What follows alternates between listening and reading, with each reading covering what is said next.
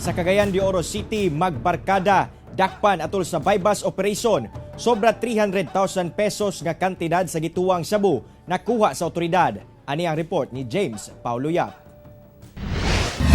Igo na lamang sa paghilak ang mga sospek nga giilang si Jameson Ferrares uban ang kauban niini nga si Weljon Milyesa nga puros taga Barangay Carmen sa Cagayan de Oro City kinsa target sa buy-bust operation sa mga operatiba sa Police Station 8 Lumbia. Ako gusto ko makatabang sa kong papa dito, sir.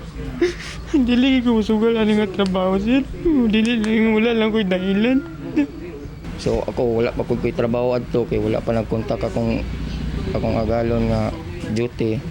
So mata po kog duty sa iya nga walay ginabuhat dito. So nag-shot mi na aktualan gid ko dito nga na pero wala may nakuha sa ako, sir, kay di man gid ko gakuan gid ana.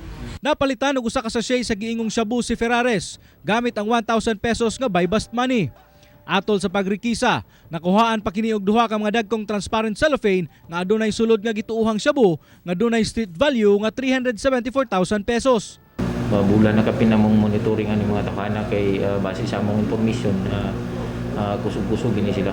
Samtang sa laing operasyon, uban ang CMFC sa Kokpo, sikupsab ang duha ka mga notadong drug pushers sa Mastersons Avenue, Barangay Lumbia. Naila ang mga suspitsado nga si Norman Dagok kinsa gikan na sa prisuhan ug si Ray Inaw kinsa napalitan og gamay nga sachet sa shabu. Apan sa pagrikisa, nakuhaan pa kini og dakong sachet nga mobalor og 600,000 pesos. Mag-atubang ang upat ka sospek og kasong paglapas sa RA 9165 kon Dangerous Drugs Act of 2002. So kung mahimo, undangin na gininyo ni kay sa maabot ra gid ang panahon nga madakpan mo. Kauban si Makoy Sempron sa kamera.